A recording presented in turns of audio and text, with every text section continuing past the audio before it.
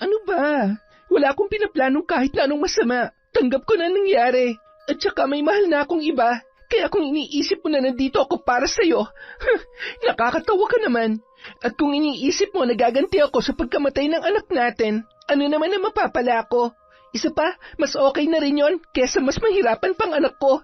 Kung mabubuhay siya, mahihirapan din naman siya makisalamuha sa ibang tao. Hindi rin siya magkakaroon ng normal na buhay. Kung ikaw nga na sarili niyang ama hindi siya matanggap paano pa kaya yung ibang tao? Hindi ba? Ayan, mabaho ba? Dito ka na babagay. Mula ngayon, hindi ka na makakalapit sa anak ko at lalong-lalo na sa asawa ko. Mamatay ka na sana! Mamatay ka na! Bakit naman kita kailangan pang dinlangin? Kayang-kaya kitang paslagin sa isang pitik lamang ng aking daliri. Isang malaking pagkakamali na nakisawsaw ka pa dahil wala ka namang binatbat. Ano? Ipapatuklaw kita o pipilipitin ko ng 3 beses yung leeg mo para matuluyan ka ng hambog ka? Kung mamamatay man ako, sisiguruhin ko rin na hindi kayo magtatagumpay ng anak mo sa plano ninyo. Taon 1900, 1999, Sikihor, bandang 5:00 ng hapon, habang nagsisiga ng mga tuyong damo sa tagiliran ng mansyon kung saan nagtatrabaho si Joseph bilang hardinero, bigla yung napalingon sa noon ay paparating na si Lara. Gumuhit ang magandang ngiti sa kanyang mga labi at mababakas ang tuwa sa mapupungay niyang mga mata. Oh, bakit pumunta ka pa dito? Nakapagdesisyon ka na ba? Tumango lamang ang dalaga at napabuntong hininga. Ibig sabihin, pumapayag ka na maging tayo? Hindi yan ang ibig kong sabihin. Ang ibig kong sabihin, hindi na pwedeng maging tayo. Joseph, mahal ko si Roderick. Nagmamahalan kaming dalawa. Lara, akong totoong nagmamahal sa'yo. Mga bata pa lang tayo, inalagaan na kita. Alam ko sa sarili ko na noon pa man, mahal na talaga kita, Lara. Oo, alam ko naman yon. Mahal din naman kita at hindi magbabago yon. Joseph, mahal kita bilang kaibigan. Handa naman ako maghintay, Lara. Alam ko na darating ang araw na magagawa mo rin akong mahalin. Si Roderick, kilala ko siya. Darating ang panahon na magsasawa at maghahanap rin siya ng bago. Hindi mo pa siya gaanong kilala, Lara. Joseph, mahal niya ako. At saka, magkakaanak na kami. Kaya mo ba siya pinipili dahil mayaman siya? Mas gwapo at... Joseph, dahil mahal ko siya. At siya ang ama ng batang nasa sinapupunan ko. Mahalaga sa akin ang pagkakaibigan natin, kaya sana huwag maging dahilan to para magkasamaan tayo ng loob. Parang pinagsakluban ng langit at lupa si Joseph nang marinig ang mga katagang yun. Agad namang tumalikod ang dalaga at napahawak sa kanyang tiyan. Batid niyang nasaktan niya si Joseph, ngunit kailangan niyang gawin yon upang hindi na umasa pa ang lalaki. Nang makabalik sa loob ng mansyon ng dalaga, agad naman siyang tinawag ni Roderick. Saan ka ba galing? Nagpahangin lang ako sa labas. Medyo maalinlangan kasi. Kung kailan naman paggabi na, tsaka mo na isipang lumabas. Mas mabuti nang sumusunod sa pamahiin para siguradong malusog ang magiging anak natin. Huwag ka mag-alala. Siguradong lalabas ang anak mo na malusog, lalo na't inaalagaan mo kami na maayos. Kaya lang, hanggang ngayon, hindi pa rin natin masabi kay Don Miguel na nagdadalang tao na ako. Huwag ka mag-alala. Tsumitsyempo lang ako. Sigurado ako na magiging masaya siya at mapapakasalan na kita. Talaga? Pagkakasalan mo ko? Oo naman. Magiging isang masayang pamilya tayo kasama magiging anak natin. Habang nag-uusap ang dalawa, ay siya naman pagdating ng sasakyan ni Don Miguel. Sige, papasok na muna ako sa silid ko. Sana magkaroon ka na ng pagkakataon para masabi mo na ang tungkol sa atin, para hindi na natin kailangan magtago na para bang may ginagawa tayong mali. Tumango-tango lamang ang binata at hinagkan sa noo si Lara bago tumungo sa may balkonahe para salubungin ang kanyang ama. Papa, kumusta? Panalo ho ba mga panabong ninyong manok? Oo, anak. Wala pa rin pumapalya sa mga alaga natin. Isa pa, natutuwa ako't napakaraming dumarayo. Siyempre, mas maraming tao, mas maraming kita. Tuwang-tuwa nga yung mga nagtitinda sa labas eh. Mas maraming sabungero, mas marami ang bumibili. Eh, siya nga pala, hinahanap ka ng mga kumpare ko. Hindi ka na raw nagagawi doon. Medyo marami lang ho akong inaasikaso sa opisina, Papa. Naiintindihan ko na marami kang dapat gampanan, lalo na ngayong ipinaubaya ko na sa iyo ang ating kumpanya. Pero sana naman, huwag mong kalimutan ang sarili mo. Isa pa, masyadong mabilis ang panahon. Alam mo namang samut-sari na ang maintenance ko. Huwag naman sanang mangyari na mamamatay ako na hindi ko man lamang nakakaharap ang babae na mapapangasawa mo. Gusto niyo na po ba magkapo?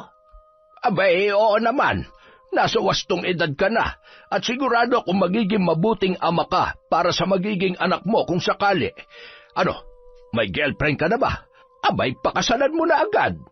Papa, ang totoo po niyan, may gusto talaga akong sabihin sa inyo tungkol sa bagay na yan. Mayroon na ho akong kasintahan at sa ngayon ay nagdadalang tao siya. Mabait ho siya at nagmamahalan po kaming dalawa. Aba, sino maswerteng babae na yan, ha? Sa lalong madaling panahon, gusto ko na siyang makilala. Isa pa, gusto kong maikasal na kayo, lalo na't buntis na pala siya. Ay nako, makaupo nga muna at medyo nangangalay na ang mga paa ko. Balik tayo sa kasintahan mo. Taga saan at saan kayo nagkakilala? Malamang sa malamang na kay negosyante rin yan. Tama ba ko? Papa, sa tingin ko naman, hindi ko kailangan maghanap ng babae na kayang tumpasan at makipagsabayan sa pamilya natin. Ang mahalaga naman po ay magiging mabuting asawa siya at ina ng anak namin. Napakunot ang noo ng matanda at tinitigan ang kanyang anak. Teka, anong ibig mong sabihin, Roderick? Si Lara po. Siya ang babaeng tinutukoy ko. Si Lara? Yung kasambahay natin? Opo, Papa. Nasisiraan ka na ba ng ulo? Hindi mo man lang babibigyan ng kahihiyan ng pamilyang ito? Ano na lamang ang sasabihin ng mga kakilala at kaibigan ng pamilya natin? Pumatol ka sa isang muchacha? Hindi mo pa kakasalan ng babaeng yon. Nasaan siya? Lara! Nang marinig ni Lara ang pagsigaw ng matanda, ay agad na lumabas yon ng kanyang silid at lumapit sa mag-ama. Habang naglalakad papalapit ay ramdam niya ang tensyon nung mga sandaling yon. Papa, buo na po ang desisyon ko. Nagmamahalan kami ni Lara. Don Miguel? Hindi mo maaaring ipilit ang gusto mo, Roderick. At ikaw naman, babae. Ang kapal ng pagmumukha mo. Pinlano mo ba ito? Anong kailangan mo sa anak ko? Pera? Magkanong gusto mo? At nang makalayas ka na sa mansyon na ito? Don Miguel, hindi ko ho kailangan ng pera. Ang kailangan ko po ay may kilalaning ama ang anak ko. Nagmamahalan ho kami. Pesteng pagmamahal yan! Hindi mo ba nakikita ang sarili mo? Hindi ka nababagay sa anak ko at kahit ano pa mangyari, hindi ko... Hindi ako makahinga. Papa, ano nangyayari sa inyo? Huwag ka mag-alala. Dadaling ka namin sa ospital. Tulong! Lara, sabihin mo kay Manong ihanda ang sasakyan. Bilis! Papa, gumising ka! Agad namang naisugod sa ospital si Don Miguel, ngunit bigong makaligtas ang matanda. Noon din lang napag-alaman ni Roderick na may malubhang sakit sa puso ang kanyang ama na matagal na nitong itinatago. Mabigat man sa kalooban ng binata, lalo na't sinisisi niya ang kanyang sarili sa pagkamatay ng kanyang amang si Miguel. Isang gabi, matapos ang libing ni Don Miguel ay lumapit si Lara sa kanyang kasintahan na si Roderick. Noon ay nasa kusina at lasing na lasing dahil sa nakakailang bote na yon ng alak. Mahal, tama na yan. Tingnan mo, ang dami mo nang nainom. Hindi pa ako lasing. Nagpapantok lang ako. Sige na, matulog ka na. Sorry, mahal. Siguro, kung hindi kita kinulit na sabihin na kay Don Miguel ang tungkol sa pagbubuntis ko, hindi sana... Lara, nakikiusap ako. Gusto ko muna mapag-isa. Kaya pwede ba wag mo munang sabayan ng kadramahan ng mga nangyayari? Hindi naman kita sinisisi ah. Ang sabi ko lang naman matulog ka na. Ano bang hindi mo maintindihan sa sinabi ko? Hindi naman sa... Sige, mauuna na akong matulog. May kirot sa puso na tumalikod si Lara. Hindi man masabi, ngunit nararamdaman niya ang matabang na pagtrato sa kanya ni Roderick mula nang pumanaw si Don Miguel. Pinilit niyang intindihin ang kalagayan ng kanyang kasintahan, lalo na at nagluluksa pa rin yun. Makalipas ang ilang linggo, ay yun na rin mismo ang gumawa ng paraan para sila ay makapag-usap at muling maging maayos ang kanilang pagsasama. Gayunpaman, hindi na nila muling napag-usapan pa ang tungkol sa kasal. Isang araw, habang naglalakad-lakad si Lara, napansin ni Joseph na malalim ang iniisip ng dalaga at nilapitan niya yon. Makalipas ang ilang buwan, dumating na ang gabi kung saan manganganak na si Lara. Lahat ng mga tao sa mansyon ay masayang nag-aabang para sa pagdating ng bata na tiyak nilang mas magbibigay saya sa pagsasama ni Lara at Roderick. Sige lang, umiri ka pa. Malapit nang lumabas ang bata. Ire! Oh, yan! Nakikita ko na ang bunbunan niya! Ayan na! Kasabay ng pag-iyak ng sanggol ay napatingin ang kumadrona sa itsura ng bata, sabay bumaling kay Roderick at sa noon ay nanghihina pa na si Lara. Bakit ho? May problema po ba? Ay, Diyos ko, mahabagin! May kapansanan ang anak ninyo! Tabingi ang kanyang mukha at hindi pantay ang kanyang likod! Hindi. Hindi maaaring ganyan ang itsura ng anak ko. Hindi maaari. Roderick, saan ka pupunta? Bumalik ka dito! Lumabas si Roderick at pinagsusuntok ang pader.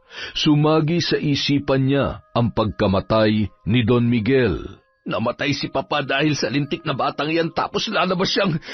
Walang maaaring makaalam na may anak ako may kapansanan.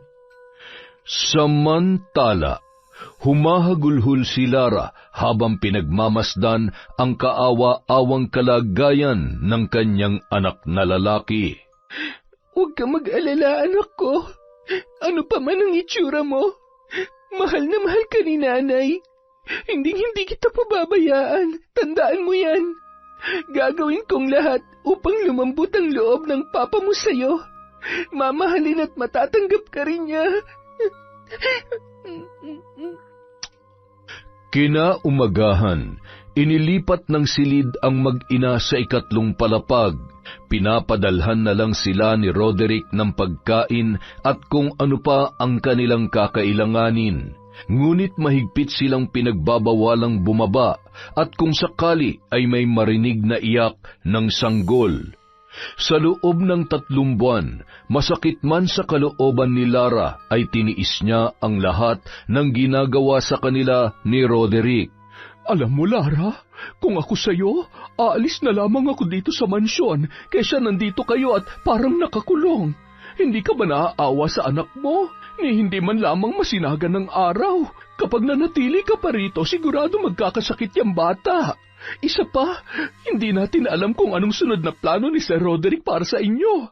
Hindi naman sa tinatakot kita, pero alam mo naman ang mayayaman, walang konsensya ang mga yan. Kapag walang pakinabang sa kanila, kaya nilang ituring na parang basura. Tama ka. Akala ko mahal niya ako. Na kahit anong mangyari, paninindigan niya ako at ang batang dinadala ko. Isang malaking pagkakamali na ipinagkatiwala ko sa kanyang buhay ko, Manang. Tama ka. Mas makabubuti pang umalis na ako dito. Karapatan ng anak ko na maging malaya at mamuhay na masaya bilang isang bata. Nang makapagpasya si Lara ay kinausap niya si Roderick. Hindi man lamang siya tiningnan noon. Nanatiling nakatayo, nakatingin sa malayo habang naninigarilyo. Alam ko naman na magiging mas masaya ka sa pasya ko, pero sana wag mong pagsisihan na mawala kami ng anak mo sa buhay mo, Roderick. Pagsisisihan? Nagpapatawa ka ba? Yung itsura ng anak mo yung pagsisisihan ko? Isa pa, kasalanan mo to eh. Kung hindi ka naging pabaya sa sarili mo, baka hindi naman ganun ang lagay ng bata. Tsaka, wag mo nga akong tinatakot. Wala ka may susumbat sa akin, no? Hindi ko naman kayo pababayaan, ah. At ipapaalala ko lang sa'yo, ah. Dahil sa batang yan, kaya ako nawala ng ama. Umpisa pa lang, alam mo nang malas yak... Napakawalang hiya mo. Wala kang kwenta. Nang araw ding yun, umalis si Lara kasama ang bata. Humingi yun ng tulong sa kanyang kaibigan na si Joseph. Napangiti pa siya nang masayang kinarga ng binata ang kanyang anak. Ay nako, alam mo Yuan, kung hindi lang sana matigas ang ulo ng nanay mo, hindi mangyayari to eh. Mula ngayon, ako na ang tatay mo, ha? Sira, hindi ko sinabing angkinin mo ang pagiging tatay kay Yuan. Ang kailangan ko sa ngayon ay kaibigan at pansamantalang matutuluyan. Oo na, huwag kang mag-alala, hindi kayo pababayaan ni Nanay Isabel. Mas mahal ka pa nga nun sa akin eh. Muling nilingon ni Lara ang mansyon at itinikom ang kanyang kamao. Paano mo maaatim na ipagkait sa sarili mong dugo at laman ang pagmamahal na nararapat sa kanya? Sana't dumating ang araw na tubuan ka man lamang ng kahit konting konsensya dahil kung hindi, sisiguruhin ko na hindi ko bibigyan ng kapayapaan ang isip mo. Nang makarating sa bahay nila Joseph ang mag-inang sina Lara, sa labas pa lamang ng tarangkahan ay masaya nang tinatawag ng binata ang kanyang ina. Nay! Nay, may kasama po ako! Lara? Bakit? Ito na ba yung anak mo? Akin at kakargahin ko. Ay, 3 buwan na rin mula nung isilang mo siya. Ano nga ulit ang pangalan ng batang ito? Yuan po, Nanay Isabel. Siya nga po pala, pwede po bang makituloy ho muna kami dito sa inyo? Ikaw naman bata ka, para ka namang iba sa amin. Kulang na nga lang ay ako na rin ang nagluwal sa'yo. Ilagay mo na mga gamit mo dyan sa silid. Ay, medyo naninilaw itong apo ko Kailangan niyang mainitan sa umaga. Kawawa naman ang babing yan, pero mukhang hindi siya iyakin. Ano palang nangyari? Ay nako, Nay. Tama na maraming tanong. Ang importante, mas ligtas dito sa atin si Lara at ang baby niya. Tungkol naman sa gastos, huwag po kayong mag-alala. Magdodoble sipag ako para sa ating 4. Kaya huwag ka namang problema, ha? Salamat, Joseph. Sa kabila ng lahat, napakabait mo pa rin sa akin. Hayaan mo, pasasaan ba't kapag medyo malaki na si Yuan at kaya ko na ulit magtrabaho, maghahanap ako ng bagong mapapasukan. Ay, sabi ko naman sa'yo, diba? Huwag mo na munang isipin yan. Sige na, magpahinga ka na muna. Mukha namang mawiwili si nanay na magbantay kay Yuan eh. Tingnan mo nga yung mata mo, para ka na may black eye. Sinuntok ka ba ng mokong na yun? Sira, hindi Pero mas masakit pa sa suntok ang nararamdaman ko sa ginawa niya sa amin. Para kaming hayop ng anak ko na ikinulong sa isang silid. Akala niya siguro matitiis ko na habang buhay na nakakulong sa kwartong yun at hahatiran lang ng pagkain ng iba pang katulong sa bahay na yun. Alam mo, akala ko nung makilala ko siya at nang naging kasintahan ko siya, mabuting tao si Roderick, na malayong malayo siya sa ugali ni Don Miguel pero mukhang pareho lang sila o baka mas malala pa nga siya eh. Sadyang hindi patas ang buhay, iha. Lalo na sa mga tulad nating kapuspalad. Pati pagmamahal kung minsan ipinagkakait sa atin dahil mahirap lamang tayo. Kung minsan nga parang kasalanan ng maging mahirap. Ay, huwag ka na mag-alala. Hindi naman natutulog ang karma at isa pa nasa iyo naman yan kung hahayaan mong apak-apakan ka na lamang. Wala ka bang gustong gawin para turuan ng reaksyon ng Roderick na yon? Magsabi ka lamang, tutulungan kita sa kahit na anong paraan. Nay, Magiging mas tahimik ang buhay nating lahat kung tutulungan na lang nating makalimot si Lara. Isa pa, ano naman ang mapapala niya sa paghihiganti? Alagaan mo na lang ang anak mo at kalimutan mo na siya. Sa iyo na rin naman nanggaling na wala siyang pakialam sa inyong dalawa. Hayaan mo na, basta kami ni Nanay, nandito lang kami lagi para sa iyo. Hinding-hindi ka namin pababayaan. Lalong-lalo na si Yuan. Naging maayos ang panunuluyan ng mag-ina sa bahay na yon. Masayang makita ni Lara na may ibang taong kayang magbigay ng pagmamahal sa kanyang anak, lalong-lalo na si Joseph. Kung maaari lang turuan ng puso, ikaw ang mamahalin ko. Sana nga, ikaw na lang eh. Sana, ikaw na lamang ang tatay ni Yuan. Napabuntong hininga na lamang si Lara habang pinagmamasdan si Joseph na karga-karga habang kinakausap ang sanggol. Ano, gusto mo na namang gumala sa labas, ha? Bukas na ulit, mainit na. Hindi na pwedeng lumabas ang batang yan. Mapapagalitan tayo ni Lola Sungit. Nako, nasanay na sa labas ang bata. Marunong na. Nakaluto na ako ng tanghalian natin. Bantayan mo muna yan at kakain muna kami ni Lara. Halika. Ay, hayaan mo na yan si Joseph at mukha namang libang na libang sa pag-aalaga kay Yuan. Oo nga po, pati si Yuan mukhang sanay na rin sa kanya. Para na nga ho sila mag-ama eh. Ayun ako, sinabi mo pa. Makalipas ang isang buwan, bigla na lamang dinapuan ng malubhang karamdaman si Yuan. Sa una, kahit papaano ay nakakadiskarte pa si Joseph para may perang pampacheck up ang sanggol. Isang araw, matapos ang pagsusuri sa kalagayan ng bata, isang masamang balita ang kanilang narinig mula sa doktor matapos isugod ang sanggol na noon ay nangingitim ang mga kuko at labi at tila ba nahihirapang huminga. Mrs., tatapatin ko na ho kayo. Maliban ho sa mahina ang resistensya ng anak ninyo, may sakit ho siya sa puso. Ikinalulungkot ko po pero kung hindi po natin maaagapan at hindi agad maooperahan ng anak ninyo, ay hindi na po siya magtatagal. Nang itanong ni Lara ang halaga na kakailanganin, halos matunaw na lamang siya sa kanyang kinatatayuan. Napahagulhol na lamang ang babae habang karga-karga ang kanyang anak. Alam kong paulit-ulit kong sinasabi sa iyo na hindi mo kailangan si Roderick. Pero sa pagkakataong ito, siya lang ang makakatulong sa iyo.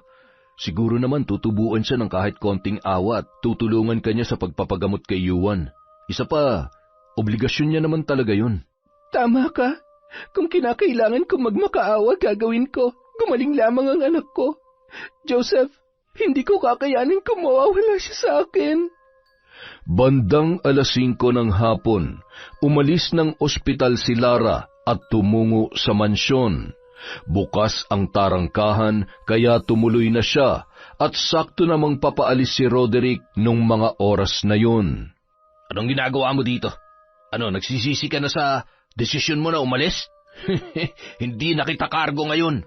Ikaw may kagustuhang umalis kaya panindigan mo yan. Sige na't nakakabala ka lang.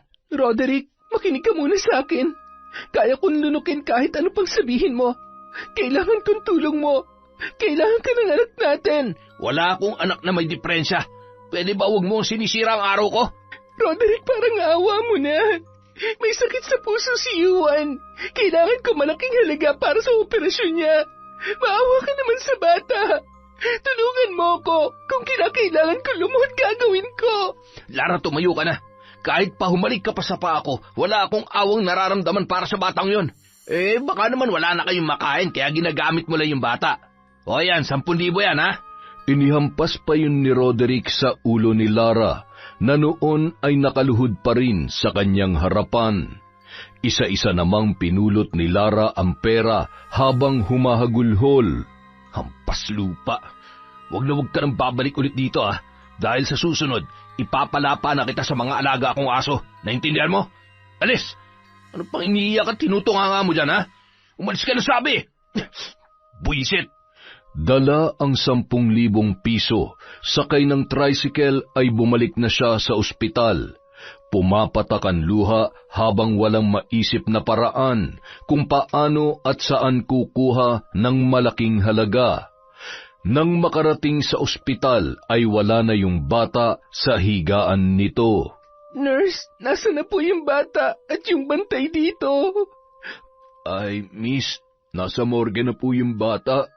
Mula sa likuran, tinawag naman ni Joseph si Lara at agad siyang niyakap noon. Wala na si Yuan. Iniwan niya na tayo. Hindi totoo yan. Hindi papatay ang anak ko. Yuan! Hindi matanggap ni Lara ang pagkamatay ng kanyang anak. Hindi niya iniwan si Yuan mula nung oras na inilibing yon hanggang sa sumapit na ang gabi. Hindi rin alintana ang malakas na ulan, kulog at kidlat. Tila ba mas malakas pa ang hagulhol ng babae kesa sa iba't ibang ingay ng gabing yon. Dala ni Joseph ang payong at pilit niyang pinapatayo ang noon ay nanginginig na sa lamig na si Lara. Huwag mo namang gawin sa sarili mo to. Kailangan mo pang lumaban. Hindi pa dito natatapos ang buhay mo.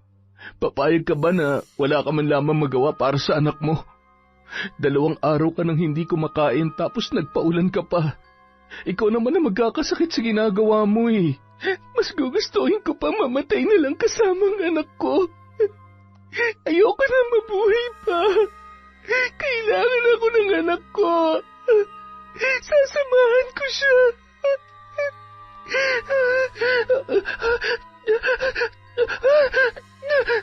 Lara, uy, ito na nga bang sinasabi ko eh. Lara naman eh, hindi ka pwede mamatay. Sabi ko naman sa'yo, patutunayan ko sa'yo na ako lalaking para sa'yo at hindi mo kailangan si Roderick sa buhay mo o kahit na sino pa lalaki. Dahil ako lang ang totoo magmamahal at mag-aalaga sa'yo, Lara. Habang buhay tayo magsasama. Mahal na mahal kita. Makalipas ang ilang linggo, kahit papaano ay unti-unti nang nanunumbalik ang lakas ni Lara. Malungkot at walang sandali na hindi niya maiwasang maluha kapag naaalala niya ang kanyang anak. Ngunit sinusubukan niya na maging matatag. Ipinangako niya sa sarili na babalikan niya si Roderick. Gusto niyang ipaghiganti ang pagkamatay ni Yuan. Anong balita sa mansyon? Ayun, bukas na palang kasalan. Grabe si Roderick, parang nagpalit lang ng damit kung palitan kayo ni Yuan sa buhay niya. Hindi niya kami basta pinalitan lang dahil hindi niya naman kami tinuring na parte ng buhay niya. At dahil doon, babalik ako sa mansyon na yon sa kahit na anong paraan. Sisiguruhin ko na hindi magiging maayos ang bagong pamilya niya. Wala siyang karapatang maging masaya. Kinaumagahan, mula sa malayo, nakatanaw si Lara na noon ay nakatalukbong ng itim na tela. Nakangisi yon habang nakakuyom ang kanyang mga kamao. Magpakasaya na kayo dahil sa pagbabalik ko. Lintik lang ang walang ganti. Gagawin kong isang malaking bangungot ang pagsasama ninyo. Matapos ang 1 taon, mula nang maikasal si Roderick kay Martha na anak ng isang mayaman din na kilalang negosyante sa bayan nila, ay nagsilang yon ng isang batang babae na pinangalanan nila na Amara. Napakaganda at malusog ang bata. Naghahanap din sila ng bagong mag-aalaga dahil nahihirapan pa si Martha at wala pang gaanong alam sa kanyang mga dapat gawin. Abala naman sa negosyo si Roderick, kaya naman bibihira lamang yon makatulong sa pag-aalaga sa kanyang anak. Isang araw, habang nag-aayos si Joseph ng mga halaman sa mansyon, ay tinawag yon ni Martha. Kuya, baka naman may kakilala kayo na pwedeng mag-alaga ng bata. Yung stay-in sana. Sige ho, Hahanapan ko ho kayo. May papupuntahin ho ako mamaya. Magaling po yun, tsaka mabait. Sigurado ko na magugustuhan niyo siya. At sa pagkakaalam ko, dati siyang kasambahay sa bahay na ito. Talaga? Sige, aasahan ko yan ha. Sabihin mo sa kanya, anumang oras pwede na siyang pumunta rito.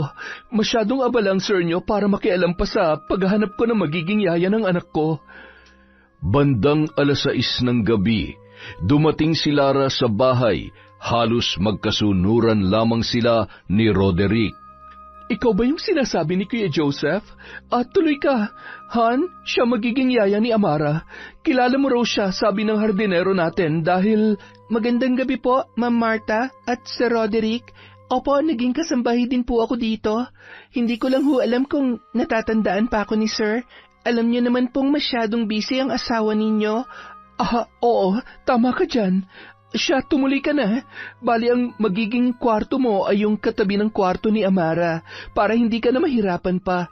Sa gabi ako ang katabi niya at sa araw naman, ikaw ang mag-aalaga sa kanya. Para salitan tayo, okay ba yon? Sanay din kasi ako matulog sa umaga kesa sa gabi. Wala pang problema. Kahit anong oras pwede po ako. Kaya ko naman hong bantayan ng anak ninyo kahit 24 oras pa. Wala po kayong dapat ipaglala dahil katulad nyo, mabuti rin ho akong ina. Talaga? May anak ka na pala. Hindi halata. Mukha ka lang dalaga at napakaganda pa rin ang katawan mo. Samantalang ako, hindi ko alam kung maibabalik ko pa ba yung dati kong katawan. Pero biro, nagkababy ka na talaga? Sino nagbabantay sa kanya? Sa kasamaang palad, nagkaroon ho ng malubhang sakit ang anak ko dahil mahirap lang ho kami. Wala ho akong sapat na pera para sa kanyang operasyon. Isa pa, pinabayaan ho kasi kami ng tatay niya, pero pinatawad ko na ho siya. Wala naman ho akong mapapala kung lulunurin ko ang sarili ko sa galit. Ay, grabe. May mga ganong klase ng lalaki pala. Ay nako, hayaan mo siya at makakarma rin siya sa ginawa niya sa inyo. I feel sorry for you. Hindi madaling mawala ng anak. Kung sa akin mangyayari yon, sigurado ako na hindi ko kakayanin. Habang patuloy sa pag-uusap ang dalawa, ay parang estatwa lamang nung mga oras na yon si Roderick at napapalunuklaway sa samut-saring pasaring ni Lara. Nang gabi rin yun, magkakasabay na kumain ang lahat ng mga kasambahay habang kinakausap nila si Lara. Kumusta ka na, Lara? Hindi naman sa pinag-iisipan kita na masama, ha? Pero wala ka naman sanang binabalak na masama sa anak ni Sir Roderick at ni Ma'am Marta. Manang, wala ho sa isip ko yan. Pinatawad ko na ho si Sir sa ginawa niyang pag-abandona sa amin ng anak ko. Kung may galit ako sa kanya, bakit ko naman ho idadamay ang batang walang kamuwang-muwang? Ay, trabaho ang kailangan ko para makabawi man lamang kay Nanay Isabel sa tulong niya sa amin ng anak ko, pati na rin po kay Joseph. Sige na ho, kumain na ho tayo. Ay, siya nga po pala, sana wag na lamang makarating kay Ma'am Marta tungkol sa nakaraan namin ni Sir Roderick. Ayaw ko rin po kasi ng gulo. Matapos maghapunan, lumabas si Lara sa mansyon para magpahangin. Nagulat siya nang may malakas na puwersa na humawak sa kanyang braso. Nananadya ka ba? Huwag na huwag kang gagawa ng kahit anong ikakapahamak ng anak ko at ng asawa ko. Kung ayaw mo ako mismo ang... Ano ba? Wala akong pinaplano na kahit anong masama. Natanggap ko na ang mga nangyari. Isa pa, may mahal na akong iba. Kaya kung iniisip mo na nandito ako para sa'yo, nakakatawa ka naman. Kung iniisip mo naman nagaganti ako sa pagkamatay ng anak natin, ano naman ang mapapala ko? Isa pa, mas okay na rin yon kesa naman sa mahirapan pang anak ko. Kung mabubuhay siya, mahihirapan din naman siya makisalamuha sa ibang tao. Hindi rin siya magkakaroon ng normal na buhay. Kung ikaw nga na sarili niyang ama hindi siya matanggap paano na lang kaya kung iba pa? Hindi ba? Siguraduhin mo lang, hindi pwedeng malaman ni Marta kung anong nakaraan natin. Hindi mo kailangan ipaalala sa akin yan. Alam kong ginagawa ko at alam ko kung saan ko ilulugar ang sarili ko. Huwag ka mag-alala. Ni Katiting wala na akong nararamdaman para sa'yo. Kaya huwag kang feeling. Isa pa hindi ka rin naman gwapo. Mapera ka lang. Mahal lang kita noon kaya mukha kang tao pero ngayon... Pwede ba manahimik ka na lang? Bitiwan mo ang braso ko. Masyado ka naman madiin ko makahawak. Siguro namimiss mo na yan, no? Agad na binitawan ni Roderick ang braso ni Lara at pikon na tumalikod yun. Unang gabi ko pa lang dito, mukhang nag-aapoy na ang ilong niya. Paano na lang kaya sa mga susunod na araw? Ay! Sa paglipas ng mga taon, tuluyang napalagay na ang loob ni Lara sa bata. Naging mas malapit pa yon sa kanya kesa sa sarili niyang ina na noon ay bumalik na rin sa pagtatrabaho. Hindi lubos akalain ni Lara na si Amara ang maghihilom ng sugat ng pagkamatay ng kanyang pinakamamahal na anak na si Yuan. Patuloy namang malayo ang loob ni Lara at Roderick sa isa't isa at nagbabangayan kapag may pagkakataon na sila ay nagkakausap. Ano bang pinakain mo sa anak ko para mapalapit sa iyo ng sobra-sobra? Ha? Bakit? Malamang ako nag-aalaga sa kanya. 7 taon na kami magkasama at maging sa pagtulog sa gabi. Kung gusto mo mapalapit sa anak mo, baka gusto mong tumabi rin sa amin. Happy family, ganun. Pwede ba? Huwag mo nga akong dinadaan sa pagiging pilosopo mo. Alam mo, napipikon na talaga ako sa iyo At gustong-gusto na talaga kitang... Bastos ka! Bakit mo ako hinalikan, ha? Sinasabi ko na nga ba Kunwari ka pang galit na galit, pero ang totoo, may pagtingin ka pa rin sa akin. Sorry, hindi ako kasing rupok tulad ng iniisip mo. Kung nakukulangan ka na sa atensyon ng asawa mo, pues, humanap ka ng iba, wag ako. Napakatanga ko. Bakit ko ba ginawa yun? Hindi pwede magkagusto ulit ako sa kanya. Siguradong namimiss ko lang si Martha, kaya nararamdaman ko to. Nagmamadali namang tumungo si Lara sa kwarto ng kanyang alaga. San po kayo galing, Yaya? Sabi niyo po, iinom lamang kayo ng water. Bakit po ang pula ng pisngi ninyo? Ay, ikaw talagang bata ka. Kung ano-anong napapansin mo. Matulog ka na, may pasok ka pa bukas. Hindi po ba uuwi si Mommy? Hindi siguro. At kung sakali man, sigurado madaling araw nang darating yon. Huwag po kayong aalis, Yaya, ha? Dito na lamang po kayo sa tabi ko. Huwag niyo po akong iiwan, ha? I love you, Yaya. Opo, sige po, matulog ka na. I love you too, Amara. Bahagyang nakasilip noon sa maliit na awang si Roderick at hindi niya maiwasang mapangiti na makita kung gaano kasaya ang anak sa piling ni Lara. Kung naging normal lang yung anak namin noon, baka naging mas masayang pamilya namin. Hindi sana kami... ano ba tong iniisip ko? Ano ba tong nararamdaman ko?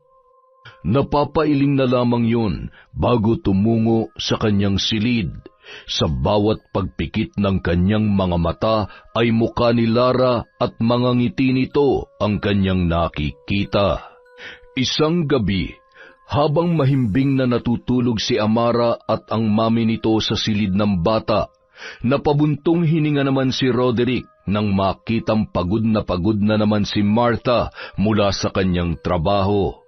Ni hindi pa yun nakakapagpalit ng damit, nakita na lamang niya ang kanyang sarili na papunta sa silid ni Lara. Sakto namang hindi nakalak ang pinto, kaya nakapasok yun at dahan-dahang muling isinara. Umupo siya sa gilid ng kamang hinihigaan ng babae hanggang sa hinawi niya ang buhok noon. Roderick, ano ka ba? Anong ginagawa mo dito? Lara, hindi ko na kayang pigilan pang sarili ko. Please, hayaan mo na lang ako makabawi sa lahat ng... Hindi pwede. Ilang ulit ko bang sasabihin sa'yo na wala na akong nararamdaman para sa'yo? May mahal na nga kasi akong iba. Sinungaling. Sinasabi mo lang yan pero alam ko. Nararamdaman ko na ako pa rin ang mahal mo, Lara. Tuluyan ng natangay ng emosyon si Lara hanggang sa hindi niya na napigilan pa ang sarili na tumugon sa mapupusok na halik ni Roderick. Samantala, biglang napabangon si Martha at inayos ang kumot ng kanyang anak. Dahan-dahan niyang isinara ang pinto at nagmamadaling tumungo sa kwarto nilang mag-asawa. Napakunot noo siya nang wala doon si Roderick. Nagpalit siya ng damit at hinanap ang kanyang asawa sa may kusina. Wala na ring gising na kasambahay ng mga oras na yun. Nang mapatapat siya sa kwarto ni Lara ay bigla siyang napatigil at kinabahan nang makarinig ng mahihinang halinghing. Hindi siya nagdalawang isip na buksan ang pintuan at nakita ang mainit na tagpo ng mga sandaling yun. Dinampot niya ang isang florera na nakapatong sa isang tukador at ibinalibag yon sa sahig, sabay pinulot ang isang patulis na bubog. Mga hayop kayo! Mga baboy! Han, magpapaliwanag ako. Hindi ko ginusto to. Nadala lamang ako. Inakit niya lang ako. Maniwala ka sa akin. Inakit? At nagpadala ka naman? Kung talagang nagsasabi ka ng totoo, ngayon din lumabas ka. Huwag kang makikialam sa kung anong gagawin ko sa malanding babaeng ito. Ma'am, wag. Huwag niyo po akong sasaktan. Hindi ko siya inakit. At lalong, ito ang nararapat sa'yo. Ang kapikati mo. Ang kapal ng mukha mo para traidorin ako. Pinagkatiwalaan kita tapos aahasin mo ang asawa ko. Tumahimik ka. Wala kang alam. At para sabihin ko sa'yo, huwag ka masyadong naniniwala sa asawa mo dahil demonyo yan at saksakan ng kasinungalingan. Anong ibig mong sabihin? Sabihin mo sa akin ang totoo kung hindi papatayin kita. Una siyang naging sa akin. Siya ang ama ng namatay kong anak. Sinungaling! Gagawa ka pa talaga ng kwento? Si Roderick papatol sa isang cheap at hampas lupang katulad mo? Ilusyonada ka! Halika dito! Kinaladkad at dinala ni Martha si Lara sa kulungan ng mga kambing. Nagising naman ang mga katulong, ngunit walang magawa para tulungan si Lara nung mga oras na yun. Pumasok naman sa kwarto si Roderick na noon ay gulong-gulo ang isipan. Nag-iisip ng paraan upang makalusot sa kanyang kasalanan. Samantala, ayan, mabaho ba? Dito ka na babagay. Mula ngayon, hindi ka na makakalapit sa anak ko at lalong-lalo na sa asawa ko. Mamatay ka na sana! Mamatay ka na! Yun ang huling mga sinabi ni Martha bago iniwan sa maruming kulungan ang noon ay humahagulhol at hubot-hubad na si Lara. Patuloy sa paghagulhol at tumayo yun nang makita ang nakatambak na gamit sa isang tabi. Nanginginig ang kanyang kamay na punong-puno ng dugo habang dinadampot ang isang may katamtamang haba ng lubid. Kinaumagahan, pasipol-sipol pa si Joseph na tumungo sa may kulungan at napatigil nang makita ang noon ay wala ng buhay na si Lara. Lara, anong ginawa mo? Diyos ko, Lara! Lara, tulong! Lara, gumising ka! Gulat na gulat ang mga tao sa mansyon nang malaman na patay na ang babae. Dahan-dahan na naglakad si Martha papalapit sa bangkay ni Lara. Napatakip siya ng bibig at napaluhod. Hindi. Samantala, napatakbo naman si Amara kasama ang kanyang ama. Hindi man lamang nagdalawang isip ang bata na lapitan at yakapin ang noon ay wala ng buhay na si Lara. Yaya, gising! Gumising ka, Yaya! Huwag mo akong iwan, Yaya! Sinong gumawa nito sa Yaya ko? Yaya! Pilit naman nilang ipinaintindi sa bata na nagpakamatay si Lara at walang sino man ang may kinalaman sa nangyari sa kanya. Sa unang pagkakataon, nakita nilang nagpumalahaw ang bata, nagmukmok na tila nawalan ng ina. Samantala, nag-abot ng malaking halaga ang mag-asawa kay Joseph na siyang nag-asikaso sa libing ng kaibigan at tinanggihan ang ibinibigay ni Roderick. Hindi ko ho kailangan ng pera niyo. Hindi naman ho matutumpasan ng kahit anong halagang pagkamatay niya. Ikaw ang bahala.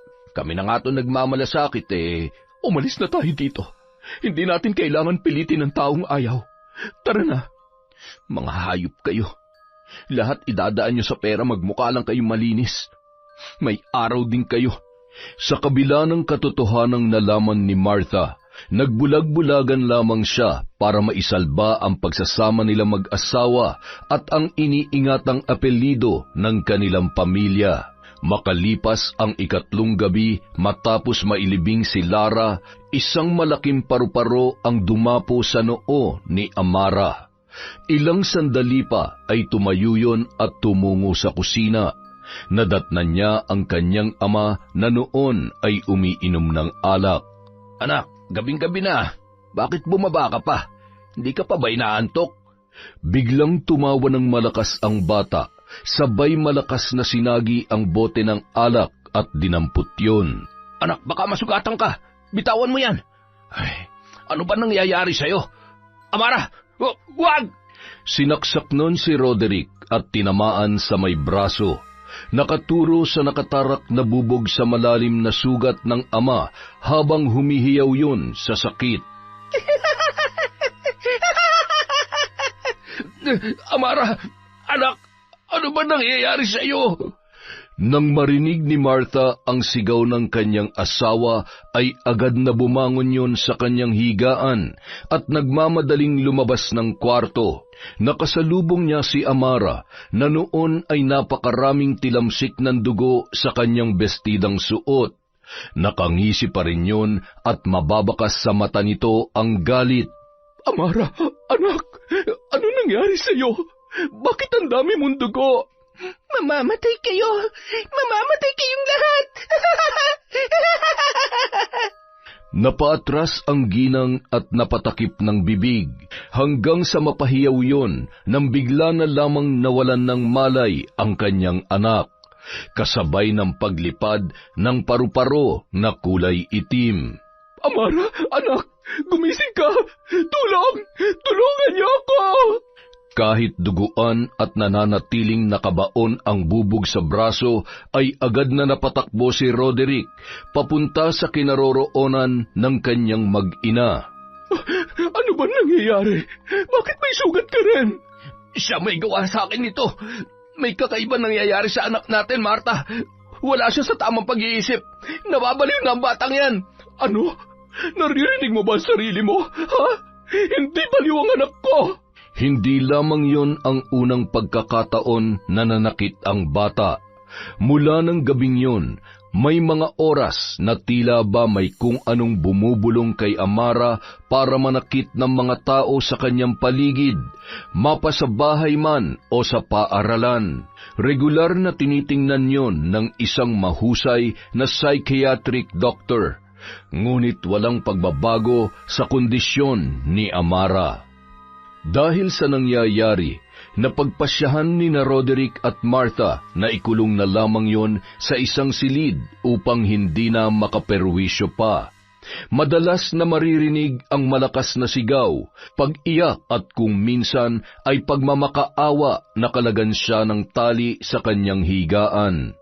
Pagsapit ng kanyang 9 na kaarawan, bigla naman nanumbalik sa normal si Amara na labis namang ikinatuwa ng mag-asawa. Nagkaroon din ng isa pang anak na lalaki sina Martha at Roderick. Naging maayos at masaya ng muli ang kanilang pamilya hanggang sa dumating ang 3 buwan bago sumapit ang 12 kaarawan ni Amara. Gabi habang natutulog na ang lahat, nagising na lamang ang mag-asawa sa malakas na pag-iyak ng bata na noon ay magta-3 gulang na. Kinagat ni Amara ang braso ng kanyang kapatid hanggang sa bumaon ang ngipin nito sa malambot na laman ng bata. Dahil sa pangyayaring yon, muli na namang nabahala ang mag-asawa maging ang mga tao sa mansyon. Dahil sa nangyari, isa-isa na ring nagpaalam ang mga katulong sa takot na maulit na naman ang kanilang pinagdaanan. Kahit gaano katindim pagkakatali, naggagawa pa rin kalagin yon ng dalagita. Ang tanging naiwan na lamang doon ay ang matandang katulong na matagal nang naninilbihan sa pamilya ni na Roderick mula nung siya ay bata pa lamang. Pakawalan niyo ako dito! Papatay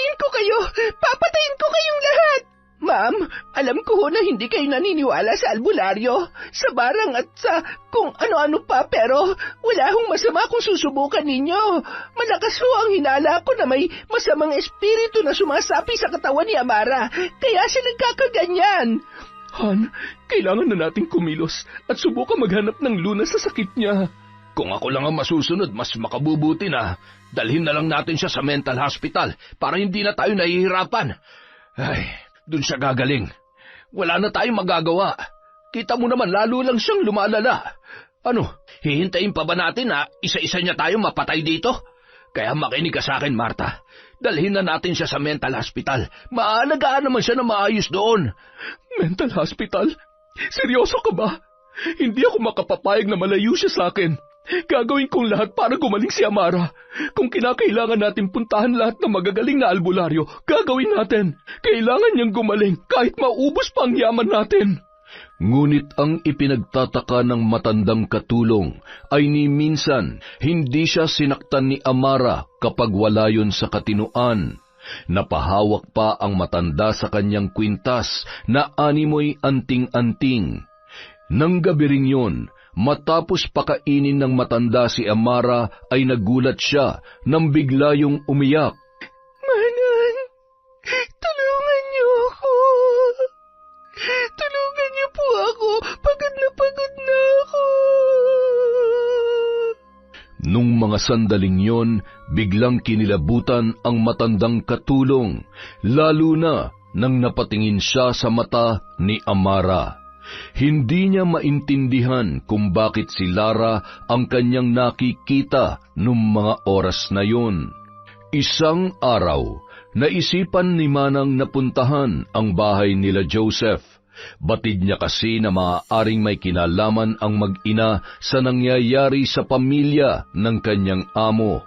Nagulat siya nang malaman na magmula pala nang umalis yun bilang hardinero sa mansyon ay lumipat na yun ng tirahan at walang sino man ang nakakaalam kung saan na nakatira sina Joseph at ang ina nito na si Sabel. Alam mo, mas mabuti na rin na umalis sila dito. Ay, bantog sa baryong ito ang pagiging mambabarang ni Sabel. Marami na naging biktima yon. Mga salot na nagpapakalunod sa itim na kapangyarihan. Bigo nang umuwi ang matandang katulong at nagtaka naman ng mag-asawang sina Marta at Roderick kung saan nanggaling ang matanda. Mas kailangan kayo ni Amara dito sa bahay, kaya hindi kayo dapat basta-basta umaalis. Alam niyo naman na kayo lang ang nagpapakalma sa kanya. Ay, bukas na bukas din, kailangan natin siyang turukan ng pampatulog para wala tayong maging problema sa biyahe. Sana magaling ang albularyo na pupuntahan natin. Sana matapos ng lahat ng ito. Kinaumagahan. Saan niyo ako dadalhin, ha? Anong gagawin niyo sa akin? Patawarin mo ko, anak, pero kailangan gawin ni Mami to. Matapos sa pilitang turukan ng pampatulog ay matagumpay nilang naisakay sa sasakyan at dumayo sa isang liblib na lugar kung saan matatagpuan ang isang mahusay na albularyo. Ilang minuto lamang nang makarating sa nasabing lugar ay natagpuan ni Amara ang kanyang sarili na nakatali sa isang poste, napapaligiran ng kandila at mga usok na amoy kamangyan. Napasuka pa yon at tila nahihirapang huminga. Tama na! Pakawalan niyo ako! Hindi niyo ako mapapaalis sa katawan na to! Akin lamang siya! Malupit ang mambabarang na may gawa nito. Napakalakas ng kanyang kapangyarihan upang ikulong ang isang babae sa katawan ng batang ito. Kailangan natin magmadali. Kung hindi, hindi na natin maibabalik pa ang anak ninyo sa kanyang katawan. Kapag pumatak na ang kanyang susunod na kaarawan na matatapat sa kabilugan ng buwan, tuluyan niya nang makukuha ang katawan ni Amara. Gayunpaman, kailangan nating alamin ang punot dulo nito. Sino ang mambabarang na nasa likod ng lahat ng ito? Maupo kayong mag-asawa. Hawakan niyo ang aking kamay upang alamin ang katotohanan sa likod ng lahat ng mga nangyayaring ito. Ilang sandali lamang, dinala ang mag-asawa sa nakaraan kung saan nakita nilang hinuhukay ang katawan ni Lara ng binatang si Joseph. Gagawin kong lahat para muli ka mabuhay. Hindi ko kakayaning habang buhay na mawala ka. Mabubuhay ka at magkikita tayong muli, Lara. Kailangan mo maghiganti at balikan lahat ng mga taong may atraso sa'yo. Mahal na mahal kita, Lara. Magsasama pa tayo, mahal ko. Anak, hindi tama ang ginagawa natin ito. Maraming masasaktan at posibleng mamatay kapag... Wala akong pakialam. Kahit mamatay silang lahat, pagkatapos ng ginawa nila kay Lara, nararapat lang nagantihan sila. Mga wala silang puso. Ginawa kong lahat para mapasakin si Lara, pero anong ginawa nila? Silang dahilan kung bakit namatay si Lara, Nay. Pinatay nilang kaisa-isang babaeng mahal ko. Kaya gawin niyo lahat. Ibalik niyo sa akin si Lara. Anak, kailangan mo na lamang tanggapin na... Hindi totoo yan, Nay. Mahal niya ako. Magagawa niya ako mahalin. Nangako siya sa akin na hindi niya ako iiwan. Na darating ang araw na matuturuan niya rin ang sarili niya mahalin ako. Kung nagawa mong paglaruan ang magiging itsura ni Yuan para magkasira sila ni Roderick, kung nagawa natin bigyan ng malubhang karamdaman ng bata para wala akong kaagaw sa pagmamahal niya, ngayon pa ba, nararamdaman ko na oras na makabalik siya, magagawa niya na akong mahalin ng buong buo, Nay. Huwag niyo na maipagkait sa akin yun. Kung tuluyan siya mawawala, mas mabuti pa mamatay na lang din ako. Hindi na nagawa pang tanggihan ni Isabel ang kahilingan ng kanyang pinakamamahal na anak.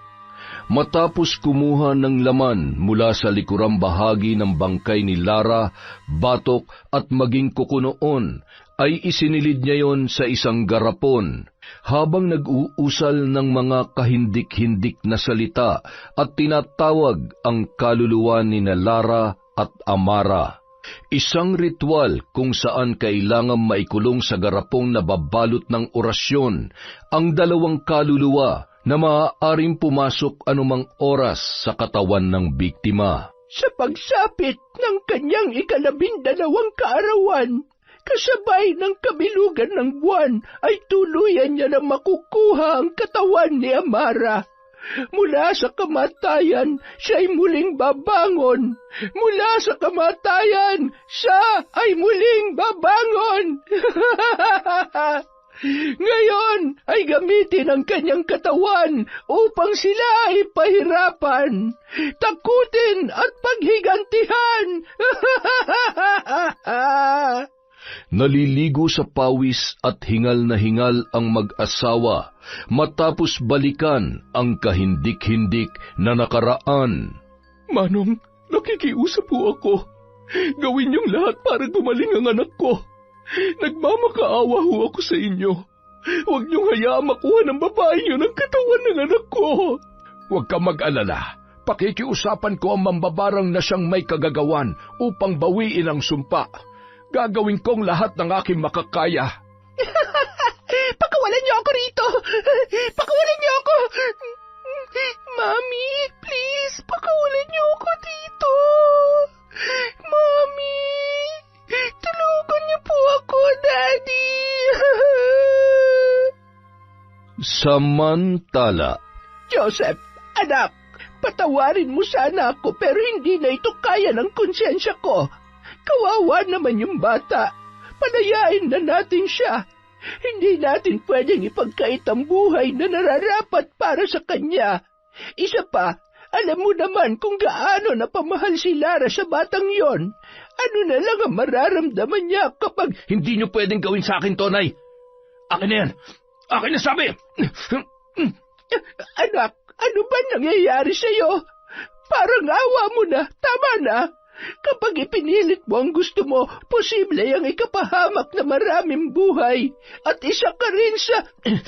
Hindi ako magdadalawang isip na saktan at itali ka. Hindi ka pwedeng gumawa ng kahit na ano para pigilan ng sumpa.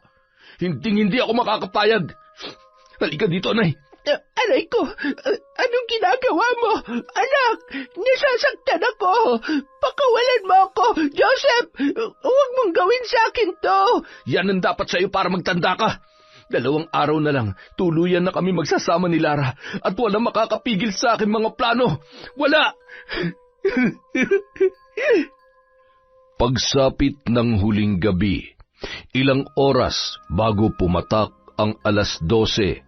Masyadong malakas ang kulog at kidlat na tila ba simbolo na may masamang mangyayari sa gabing yun. Patuloy sa paghahanap ang albularyo sa kinaroroonan ng mag-ina habang nakakulong naman si Amara sa dati nitong silid na nakakandado ang pintuan.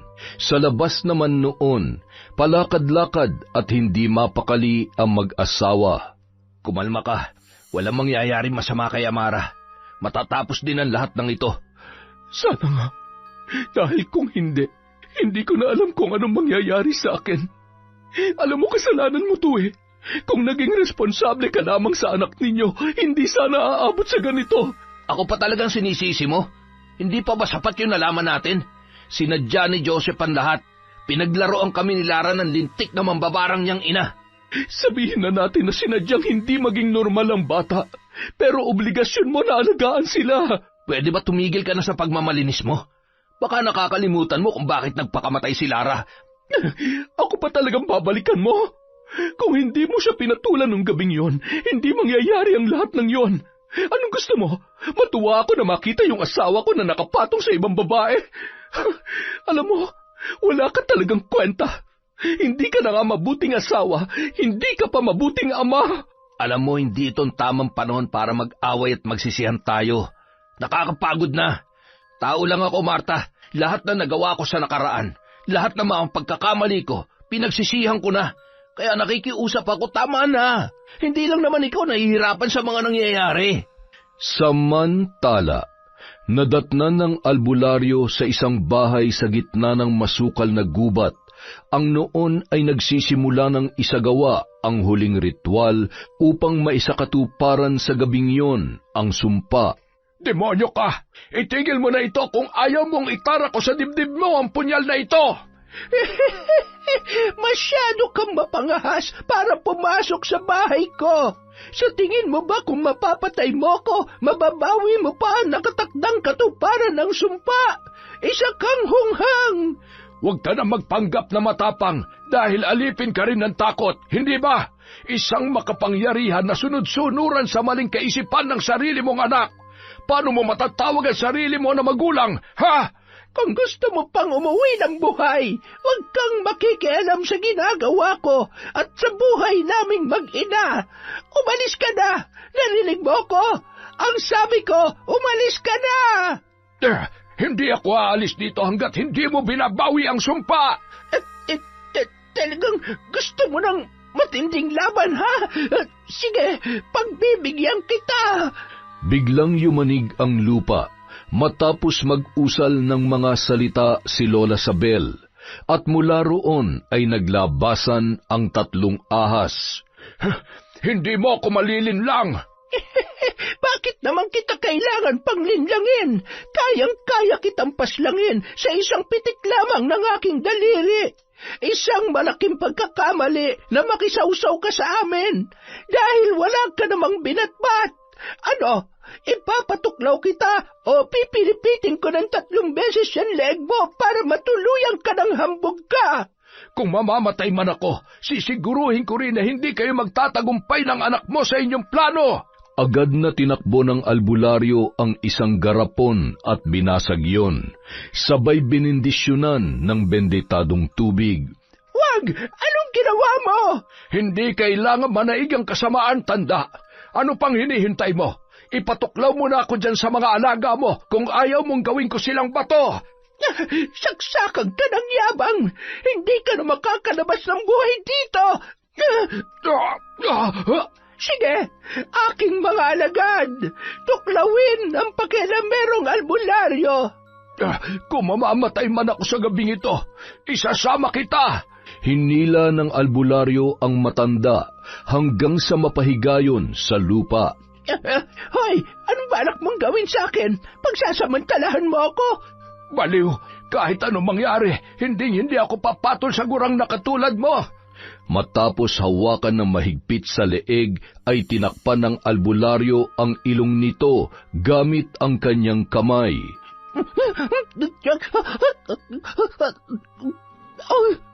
Wala ka pala eh. Ay, ngayon sisiguruhin ko na tuluyan ka na makakawala sa pagiging mambabarang. Sinaksak niya sa dibdib ang matandang babae at binuhusan ng benditadong tubig na puno ng orasyon. Umusok ng kulay itim ang katawan ng mambabarang hanggang sa nalagutan na yon ng hininga. Bago naman bumangon ang albularyo ay bigla na lamang nanikip ang kanyang dibdib, sabay tingin sa tuklaw ng ahas na ngayon niya lamang napansin. Gayon din ang dugo mula sa saksak ng kutsilyo sa kanyang tagiliran. Napangisi pa yon kahit ramdam niyang hindi na siya makakalabas ng buhay sa bahay ng matandang mambabarang. Sa kabilang banda, natigil ang pagbabangayan ni na Roderick at Martha nang marinig ang tila na basag na bagay mula sa silid ng kanilang anak. Nang buksan nila ang pinto ay basag na ang salamin ng bintana at wala na roon si Amara. Kailangan natin siyang hanapin. Bilisan mo! Sa sementeryo kung saan nakalibing si Lara, doon naghihintay si Joseph. Masaya siyang lumingon nang marinig ang boses ng babae na kanyang pinakamamahal. Nakabalik ka na. Lara, na ipaghiganti na kita sa mga kawalang hiya nila sa'yo. Ngayon, siguro naman ay alam mo na ako lang ang totoo nagmamahal sa'yo, Lara. Tara na, umalis na tayo at baka may makakita pa sa atin dito. Hinihintay na tayo ni nanay sa bahay. Hindi na nakapagsalita pa si Lara nung mga oras na yon, na tila ba naninibago at naguguluhan sa nangyayari. Joseph, tama na. Palayain mo na ako. Gusto ko na makasama ang anak ko. At saka, ba't nasa loob ako ng katawan na to? Anong ginawa mo? Kung nakalibing na ang katawan ko sa sementeryo, kanino ang katawan na to? Kay Amira. Pasensya na pero ito lang ang tanging paraan para mabuhay ka. Ano? Anong ginawa mo kay Amira? Pinatay mo ba siya? Anong ginawa mo? Nagagalit ka? Hindi ka ba masaya na magkasama na tayo ulit? Sinaktan mo ang alaga ko.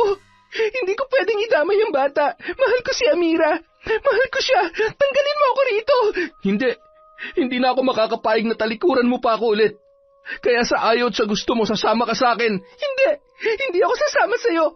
Palayain mo ako sa katawang to kung hindi ako mismo papatay sa'yo. Hindi mo pwedeng gawin sa akin to. Kay tagal kong hinintay ang sandaling to. Akin ka lang, Lara. Akin ka lang at ang bagong katawan mo. Sabi ng bitawan mo ako eh. Halos mamilipit sa sakit si Joseph dahil sa tadyak na yon ni Lara.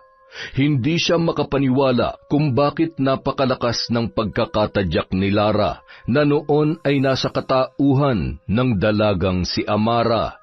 Hinawakan niya sa leeg ang lalaki at sinakal yon habang humahalakhak at nanlilisik ang mga mata. Papatayin kita! Huwag!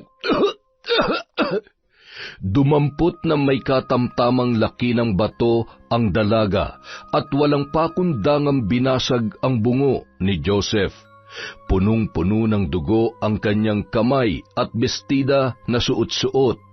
Kailangan ko makaalis sa katawan na to. Anong gagawin ko? Samantala, nung mga oras na yon, magkasama sina Martha at Roderick sa gubat. Pati na rin ang mga pulis at opisyal ng barangay na tinawagan nila para tumulong na maghanap sa kanilang panganay na anak na si Amara. Amara! Anak! Nasaan ka? Amara! Amara! Mas makabubuti siguro kung maghiwa-hiwalay tayo para mahanap natin siya. Sige sir, mag-iingat ho kayo. Masyado malaki tong gubat. Maaari rin hong may mga patibong para sa mga hayop at may mga bangin kaya magdoble ingat tayong lahat. Naghiwalay na rin ang mag-asawa hanggang sa makita ni Martha ang kanyang anak na nakaupo sa may malaking ugat ng kahoy. Gulong-gulo ang buhok at sa pagtama ng flashlight sa katawan nito ay nakita niya ang mga dugo. Nanginig sa takot ang ginang, ngunit nilakasan niya ang kanyang loob na nilapitan ang kanyang anak. Nang makalapit ay itinuro ng dalaga ang wala ng buhay na si Joseph Napasigaw si Martha sa takot na makita ang basag na muka at bungo ng lalaki. Anak, anong ginawa mo? Bakit mo siya pinatay? Tama na, anak. Bumalik ka na sa amin. Makinig ka kay Mami. Mahal na mahal kita. Mami, tulungan mo ako, Mami. Dahan-dahan inihakbang ang kanyang mga paa at lalapitan sana ang kanyang anak, nang bigla namang nawala yun sa kanyang paningin. Walang direksyon na nagtatakbo si Martha para muling hanapin si Amara, hanggang sa makarating siya sa may bangin at patuloy na tinatawag ang pangalan ni Amara. Makalipas ang ilang sandali, napalingon ang ginang nang muli siyang tawagin ng dalagita habang nakangisi at humahalakhak. Itinuro siya at nanlilisik ang mga mata noon. Hawak noon ang isang matibay na kahoy na katamtaman ang haba at patusok ang dulo. Ikaw ang dapat mamatay. Papatayin kita. Huwag ka lalapit sa akin. Anak, huwag mo akong sasaktan. Nag-agawa ng mag-ina sa hawak ni Amara at nagtagisan ng lakas hanggang sa pareho silang nagpagulong-gulong pababa sa bangin. Kinaumagahan, duguan at punong-puno ng galos ang katawan na nakuha ng mga pulis ang mag-ina. Kapwa humihinga pa, ngunit wala pa ring malay. Agad na dinala yun sa ospital at binigyan ng lunas ang kanilang mga sugat. Makalipas ang 3 araw, nagising na si Amara. Hawak ng kanyang ama ang mga kamay nito. Daddy, ano po nangyari? Bakit po ako nandito? May sakit po ba ako? Bakit ang dami ko pong sugat? Patawarin mo ko, anak. Patawarin mo sa anak ko. Kasalanan ni Daddy ang lahat. Hayaan mo, mula ngayon, hindi ko nahahayaan pang mapahamak at masaktan ka. Babawi si Daddy sa lahat ng pagkakamali niya at pagkukulang. Ha? I love you, anak. I love you too, Daddy. Si Yaya po. Si Mami, nasaan po sila? Anak, matagal nang wala ang Yaya Lara mo, hindi ba? Miss na miss ko na po siya, Daddy. Sana hindi namatay si Yaya. Sana kasama pa rin natin siya. Anak, kalimutan na natin yun. Siya nga pala, magpalakas ka na para mapuntahan natin ang mami mo. Siguradong namimiss mo na rin siya. Ano po nangyari kay Mami? Sa akin po, bakit po marami akong sugat? Si Mami rin po ba? Tsaka na lamang ikukwento ni Daddy kapag okay ka na. At tsaka kapag malakas ka na, ha? Tumango na lamang ang bata at tumingin sa kanyang paligid. May nakita siyang paru-paro na pinaghalong kulay itim at puti ang nakadapo sa kortina sa silid na yon. Hindi niya maiwasang mapangiti na animoy masaya siyang makita ang naturang nilalang. Makalipas ang 2 linggo, nanumbalik na sa normal ang buhay ng mag-anak. Bagamat bakas pa rin ang mga galos ay bumalik na ang lakas ng mag-ina. Bumalik naman sa pagtatrabaho si Roderick upang ibangon ang mga napabayaan niyang ibang negosyo dahil sa mga sunod-sunod na problema na kinaharap ng kanilang pamilya. Masaya rin siya na nang matapos ang mga problema ay lalong naging mas matibay pa ang pagsasama nilang mag-asawa. Napagkasunduan rin nila na mag-focus na lamang si Martha sa pag-aalaga ng mga bata, lalo na't iisa na lamang ang kanilang kasambahay. At nais rin ni Martha na maglaan ng sapat na oras para sa kanyang 2 anak, gayon din sa kanyang asawa. Han, aalis ka na? Anong oras ka uuwi? Ipinagluto kita ng lunch mo. Ikaw? Ipinagluto mo ako? Kailan ka pa natuto magluto, ha? Ikaw naman, hindi lang ako nagluluto dahil may iba akong ginagawa. Pero marunong ako. Tsaka isa pa, tinutulungan naman ako ni Manang. Sige na, mag-iingat ka sa pagmamaneho, ha? Ang sweet naman ng misis ko.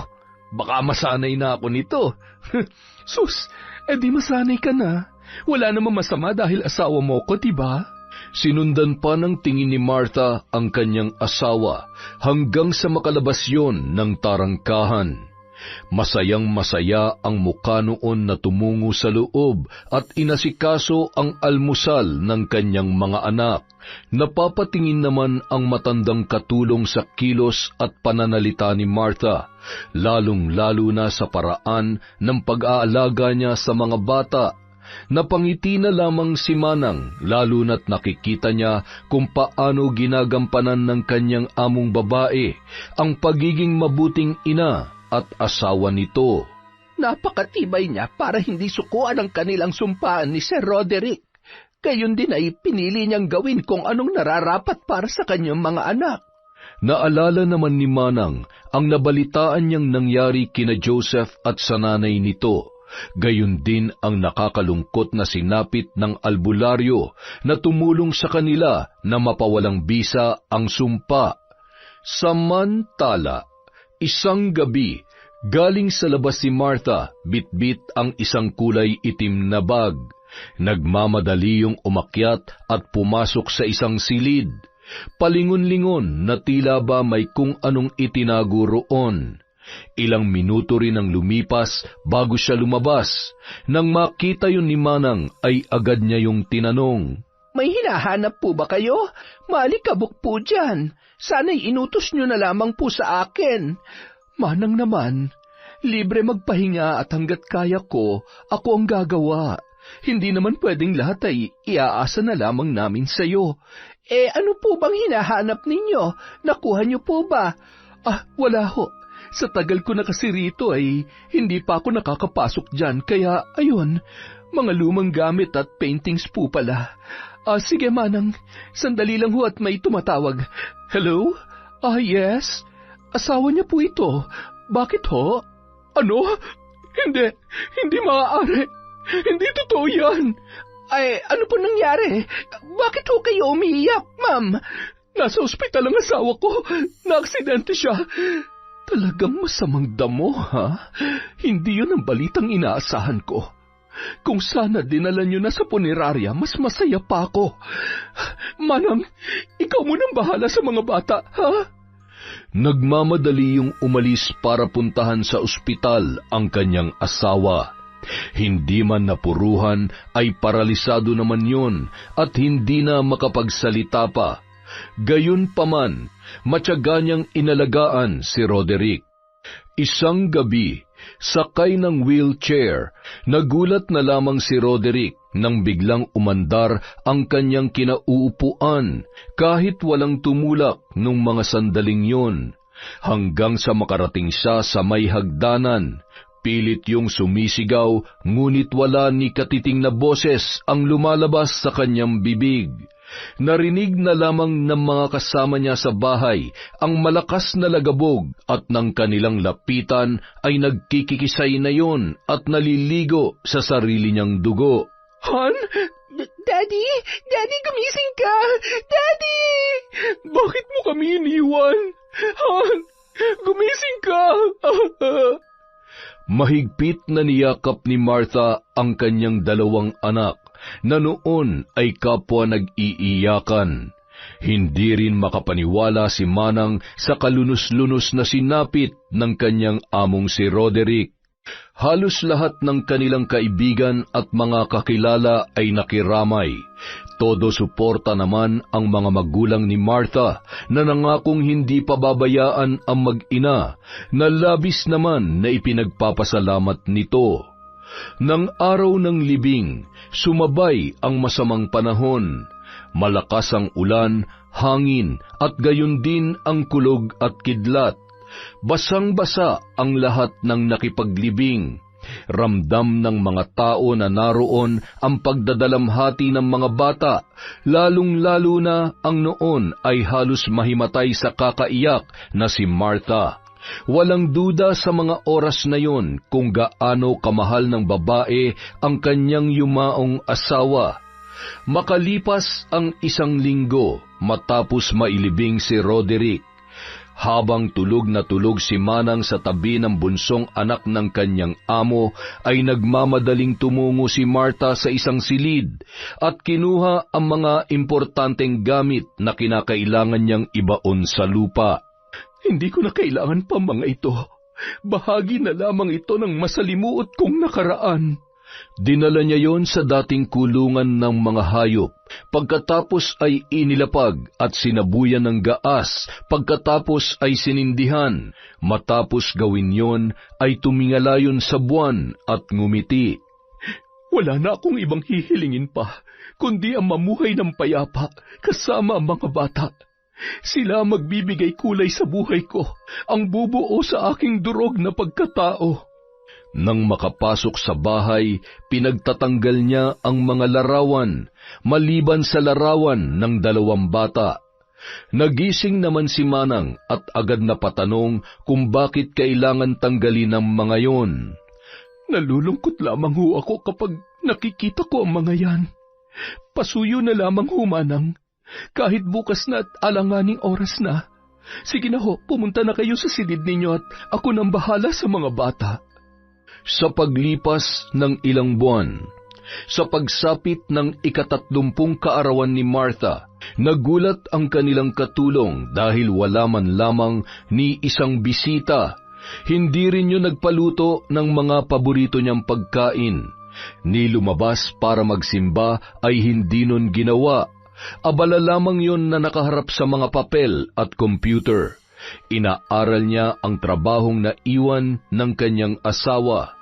Sa katunayan, kailangan niya pang mag-hire ng private coach na magsisilbing gabay sa pamamalakad ng negosyo na iniwan ni Roderick. Ma'am, nakalimutan niyo po yata sa dami niyong ginagawa. Happy birthday po. Ano pong petsa ba ngayon? Ay, oo nga. At 13 na pala. Nakalimutan ko nga talaga. Mabuti pa siguro kumain na lang tayo sa labas. Magbihis na kayo, pati na rin ang mga bata. Malapit naman ako matapos dito. Agad na pumanhik ang matanda sa silid ni Amara at ng bunso nitong kapatid. Masayang-masaya ang mga yon nang malaman nilang aalis sila ng gabing yon. Matapos magbihis ay umupo na ang mga bata sa sofa at ipinahanda naman ni Manang ang sasakyan sa kanilang driver. Ilang sandali pa nayayamot na ang 2 bata na hinihintay ang kanilang ina na noon ay nag-aayos pa lamang. Manang, puntahan niyo na po si Mami, please. Ay, oo, sandali lamang.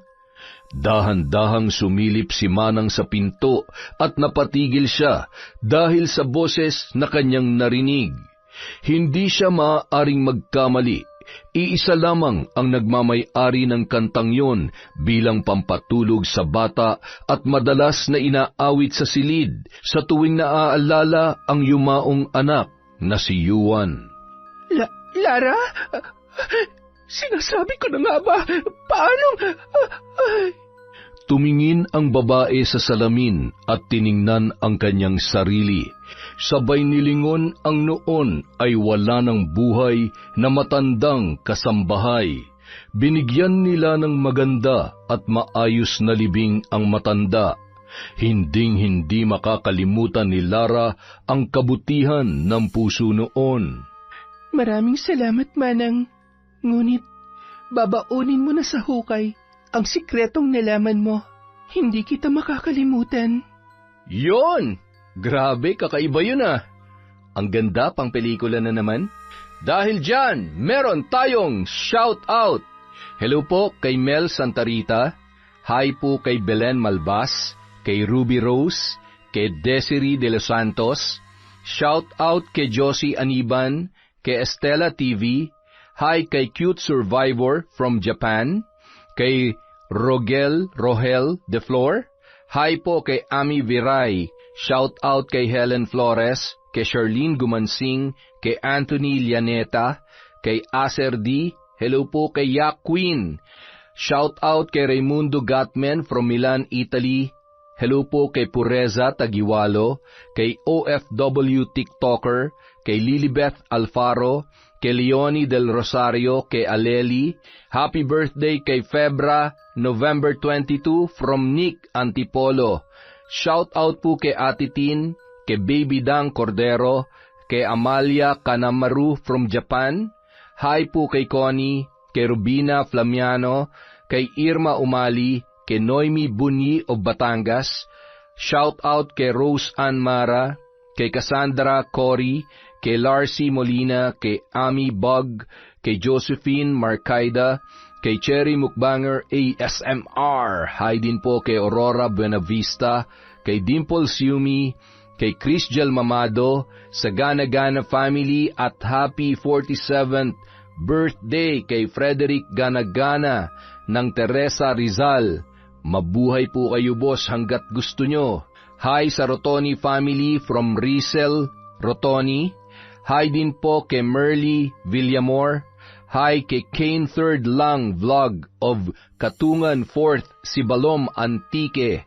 Hi din po kay Josefina Fuelias, kay May Espiritu, kay Celia Tolentino, kay Chander de Guzman, kay Carlota Gonzalez. Hi kay King from Mami Jonaline Navales.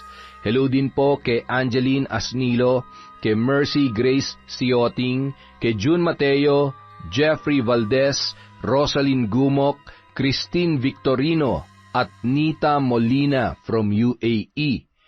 Mag-ingat po kayong lahat kung nasaan man kayo, at magpahinga po tayo kapag merong panahon. Maraming salamat po sa walang sawang pagsuporta sa Kwentong Enteng.